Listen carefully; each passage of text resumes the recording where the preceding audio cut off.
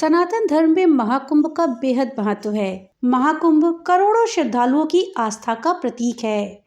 ये सिर्फ एक मेला नहीं है, बल्कि ये आस्था, परंपरा और हिंदू संस्कृति का संगम है। श्रद्धालुओं के लिए एक पवित्र इतिहास है ये, जिसका इंतजार सभी श्रद्धालुओं को बेसब्री से रहता है। कहा जाता है कि महाकुंभ के वक्त प्रयागराज के त्रिवेणी संगम में शाही स्नान करने से पुण्य की प्राप्ति होती है। दोस्तों, कुंभ मेला हर 3 साल में होता है, लेकिन महाकुंभ का आयोजन 144 वर्षों में एक ही बार होता है। सरल शब्दों में समझें तो 12 साल लगातार 12 वर्षों तक लगने के बाद पूर्ण महाकुंभ लगता है, जो कि 144 साल के बाद आता है।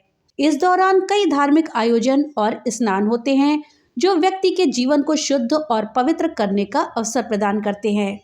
दोस्तों, इस बार साल 2025 में एक दुर्लभ शुभ संयोग बन रहा है, जिससे ये महाकुंभ विशेष महत्व का होगा। हालांकि महाकुंभ का आयोजन 2013 में भी प्रयागराज में हुआ था, लेकिन 2025 का कुंभ पूर्ण कुंभ है, जो कि हिंदू धर्म में बेहद पवित्र माना गया है। कहा जाता है कि कुंभ के मेले में गंगा नदी में स्नान करने से सारे पाप धुल जाते हैं और व्यक्ति को मोक्ष की प्राप्ति होती है। इस अवसर पर लाखों लोग आकर धार्मिक अनुष्ठान, स्नान और पूजा करते हैं। महाकुंभ हिंदू धर्म के लिए बहुत ही महत्वपूर्ण है और इसे एक अवसर के रूप में देखा जाता है, जहां लोग आध्यात्मिक उन्नति और पुण्य प्राप्त करते हैं। महाकुंभ का इतिहास वर्षों पुराना है। इससे जुड़े ऐसे कई रहस्य हैं जो कि हमारे ग्रंथों में छिपे हुए हैं।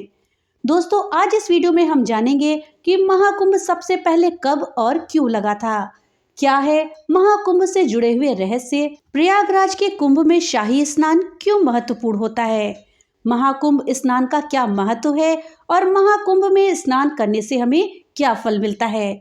इस जानकारी के लिए वीडियो में हमारे साथ अंत तक बने रहिएगा, जिससे कि आपको सही और सटीक जानकारी प्राप्त हो पाए। तो चलिए वीडियो में आगे बढ़ते हैं और जानते हैं कि सबसे पहले महाकुंभ कब और कहाँ लगा था और क्यों लगा था।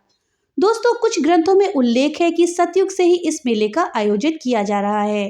हालांकि किसी भी पुराण में इसके बारे में विस्तार से कुछ भी नहीं बताया गया है कि ये कब और कहाँ हुआ था। इस बारे में हमेशा अस्पष्टता है। कुछ ग्रंथों में बताया गया है कि कुंभ मेले का आयोजन 850 साल से भी ज्यादा पुराना है। आदि शंकराचार्य के द्वारा महाकुंभ की शुरुआत हुई थी। कुछ कथाओं में बताया गया है कि कुंभ का आयोजन समुद्र मंथन के बाद से ही किया जा रहा है, जबकि कुछ विद्वानों का कहना है कि गुप्त काल के दौरान से ही इसकी शुरुआत हुई थी। लेकिन सम्राट हर्षवर्धन से इसके प्रमाण देखने को मिलते हैं। इसी के बाद से शंकराचार्य और उनके शिष्यों के द्वारा सन्यासी अखाड़ों के लिए संगम तट पर शाही स्नान की व्यवस्था करी गई थी। दोस्तों, हालांकि कुछ ऐतिहासिक साक्ष्य ये भी मिलते हैं जिनसे ये सिद्ध होता है कि कुंभ का आयोजन राजा हर्षवर्धन के राज्यकाल से आरंभ हुआ था। प्रसिद्ध चीनी यात्री हुएनसांग ने अपनी भारत यात्रा के बाद कुंभ मेले के आयोजन का उल्लेख किया है। इसी के साथ उन्होंने राजा हर्षवर्धन का भी जिक्र किया है। उनके दयालु स्वभाव के बारे में भी उन्होंने लिखा है। हुएनसांग ने कहा था कि राजा हर्षवर्धन लगभग हर 5 साल में नदियों के संगम पर एक बड़ा आयोजन करते थे, जिसमें वो अपना पूरा कोष गरीबों और धार्मिक लोगों को दान में दे देते थे। वीडियो में आगे बढ़ने से पहले आपसे एक छोटी सी रिक्वेस्ट है कि अगर अभी तक आपने वीडियो को लाइक नहीं किया है तो कृपया वीडियो को लाइक कर दें और ज्यादा से ज्यादा शेयर करें, जिससे कि ये जानकारी अधिकतर लोगों तक पहुंच पाए। और हाँ, अगर चैनल पे पहली बार आए हैं तो कृपया चैनल को सब्सक्राइब कर दें और बेल आइकन दबाना ना भूलें, जिससे कि मेरी वीडियो सबसे पहले आप तक पहुँच सके। तो चलिए वीडियो में आगे बढ़ते हैं। दोस्तों, समुद्र मंथन के बारे में शिव पुराण, मत्स्य पुराण, पद्म पुराण, भविष्य पुराण समेत लगभग सभी पुराणों में जिक्र किया गया है। दोस्तों, अब आइए जानते हैं कि महाकुंभ से जुड़ी हुई क्या है पौराणिक कहानी। पौराणिक कथा के अनुसार कुंभ की कहानी सागर मंथन में निकले अमृत को पाने के लिए हुए युद्ध से शुरू होती है। कहते हैं कि युगों पहले अमृत की खोज में सागर को मथा गया था, जिसमें अमृत निकला। इस अमृत को पाने के लिए देवता और असुरों के बीच भयंकर युद्ध हुआ। इस बड़े और विनाशकारी युद्ध में अमृत किसी के हाथ नहीं लगा। छीना झपटी में कलश से अमृत कई बार छलका और अलग अलग स्थानों पर जा गिरा। ये स्थान हरिद्वार, प्रयागराज, उज्जैन और नासिक थे। सागर मंथन से जैसे ही कलश बाहर आया, इसको लेकर के असुरों में होड़ मच गई और वो इसे देवताओं से पहले अपने अधिकार में ले लेंगे और पी डालेंगे, इस बात की जिद करने लगे। राजा बलि की सेना में उनका एक सेनापति था स्वरभानु। वो जल, स्थल और आकाश तीनों ही जगहों पर तेज गति से दौड़ सकता था। उसने अमृत कलश को एक पल में ही धन्वंतरी देव के हाथ से झटक लिया और आकाश की ओर लेकर चल दिया। देवताओं के दल में भी इंद्र के पुत्र जयंत ने जैसे ही स्वरभानु को अमृत की ओर लपकते देखा, तो वो तुरंत ही कौवे का रूप धर करके उसके पीछे उड़े और आकाश में उसके हाथ से अमृत कुंभ छीनने लगे। जयंत को अकेला पड़ता देखकर सूर्य, चंद्रमा और देवताओं के गुरु बृहस्पति भी उनके साथ आ गए। इस बीच स्वरभानु का साथ देने के लिए कुछ अन्य असुर भी आकाश में उड़े और इन सब के बीच अमृत कलश को लेकर छीना झपटी होने लगी। इसी छीना झपटी में कलश से अमृत छलका और पहली बार हरिद्वार में इसकी कुछ बूंदें गिरी। इस तरह हरिद्वार तीर्थ बन गया। दूसरी बार अमृत छलका तो वो गंगा, यमुना और सरस्वती के संगम स्थल प्रयाग में गिरा। इस तरह ये स्थान तीर्थ राज बन गया। अगले 2 प्रयासों में कुंभ से अमृत छलका तो वो उज्जैन में क्षिप्रा नदी में जा गिरा और चौथी बार नासिक की गोदावरी नदी में अमृत की बूंदें गिरी। इस तरह गंगा नदी में 2 बार, इसके अलावा क्षिप्रा और गोदावरी नदी में अमृत की बूंदें गिरी और इसके किनारे बसे हरिद्वार, प्रयागराज, उज्जैन और नासिक में कुंभ मेले का आयोजन होने लगा। दोस्तों, जब जयंत कौवे के रूप में अमृत कलश को लेकर जा रहे थे तो उनकी जीभ पर भी अमृत की कुछ बूंदें लग गई थी, जिस वजह से कौवे की आयु लंबे होती है।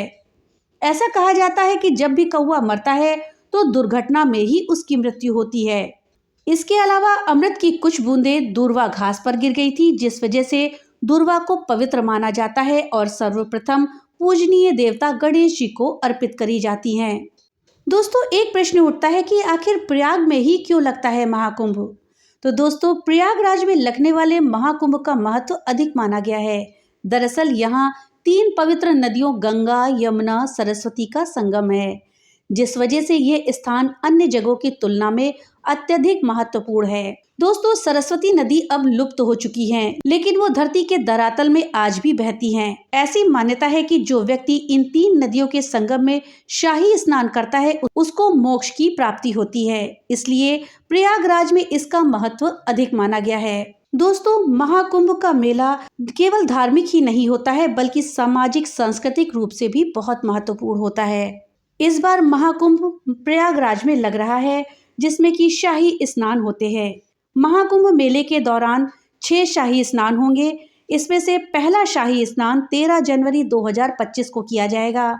इसके साथ ही दूसरा स्नान 14 जनवरी 2025 यानी मकर संक्रांति के दिन होगा।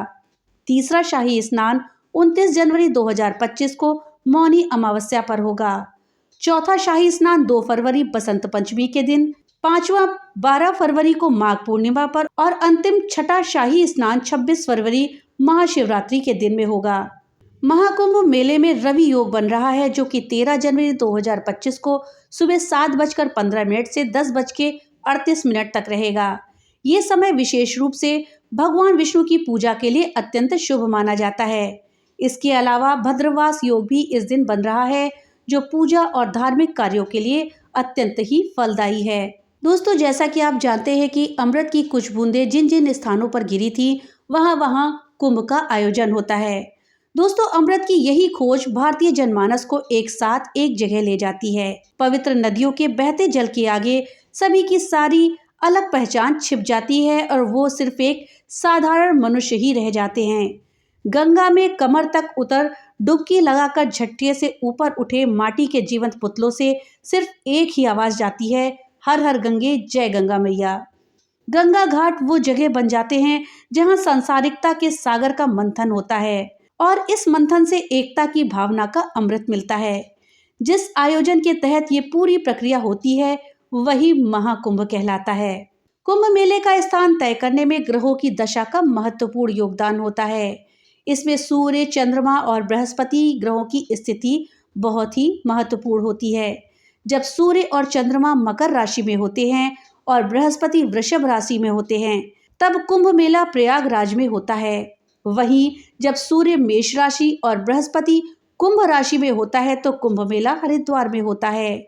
इसके साथ ही जब सूर्य सिंह राशि और बृहस्पति ग्रह भी सिंह राशि में होते हैं तो कुंभ मेला उज्जैन में होता है। इसके अलावा जब सूर्य सिंह राशि और बृहस्पति सिंह राशि या कर्क राशि में होता है तब कुंभ मेला नासिक में होता है। कुंभ मेले का आयोजन 12 साल पर होता है। कुंभ के 12 साल में ही होने का आधार ज्योतिषीय गणना के साथ साथ पौराणिक कथा भी है। ज्योतिषीय गणना के अनुसार जब बृहस्पति ग्रह मेष राशि या सिंह राशि में प्रवेश करता है और सूर्य चंद्रमा की स्थिति विशेष योग बनाती है तब कुंभ मेले का आयोजन होता है। माना जाता है कि ग्रहों की यह स्थिति 12 पर आती है, इसलिए 12 साल में कुंभ मेले का आयोजन होता है। वहीं पौराणिक कथा के अनुसार सागर मंथन में जब देवता और असुरों में अमृत कलश के लिए युद्ध हुआ था तब इंद्र के बेटे जयंत असुर स्वर भानु से अमृत कलश छीनकर भाग गए थे। इसके बाद जयंत 12 दिन में स्वर्ग पहुंच सके थे। माना जाता है कि देवताओं का एक दिन मनुष्य के लिए 1 वर्ष के बराबर होता है, इसलिए कुंभ का आयोजन 12 वर्षों में होता है। दोस्तों, अब प्रश्न ये उठता है कि कुंभ और महाकुंभ में क्या अंतर है और 144 साल के बाद ही क्यों आता है महाकुंभ। दोस्तों, कुंभ 4 प्रकार के होते हैं: कुंभ, अर्धकुंभ, पूर्ण कुंभ और महाकुंभ। इसमें कुंभ का आयोजन हर 12 साल पर देश के 4 स्थानों में से एक जगह पर होता है। वहीं अर्धकुंभ 6-6 साल पर होता है। ये सिर्फ हरिद्वार और प्रयागराज में लगता है। पूर्ण कुंभ की बात करें तो ये 12 साल में होता है और 12 पूर्ण कुंभ होने पर ही महाकुंभ बनता है। इसलिए प्रयागराज में इस बार लगे कुंभ मेले को महाकुंभ का नाम दिया गया है। इससे ये साफ है कि किसी भी इंसान को जिंदगी में सिर्फ एक बार ही महाकुंभ में नहाने का पुण्य मिलता है। दोस्तों, हर व्यक्ति महाकुंभ में स्नान करना चाहता है, लेकिन इसमें स्नान करने का आखिर क्या महत्व है? कुंभ मेले में शाही स्नान सबसे महत्वपूर्ण भागों और अनुष्ठानों में से एक है। शाही स्नान के लिए कुछ तिथियां तय करी जाती हैं। महाकुंभ में शाही स्नान लोगों के लिए पूरी जिंदगी में एक बार मिलने का अवसर होता है, क्योंकि महाकुंभ 144 साल के बाद आता है। शास्त्रों के अनुसार महाकुंभ में स्नान और पूजा करने से कई गुना अधिक पुण्य फलों की प्राप्ति होती है। मान्यता है कि कुंभ मेले में स्नान करने से सभी पापों का नाश होता है और मोक्ष की प्राप्ति होती है। तो दोस्तों, ये थी जानकारी महाकुंभ के विषय में। जानकारी आपको कैसी लगी हमें कमेंट बॉक्स में लिख करके जरूर बताइएगा। तो मिलते हैं अगली नई वीडियो के साथ, तब तक के लिए राधे राधे।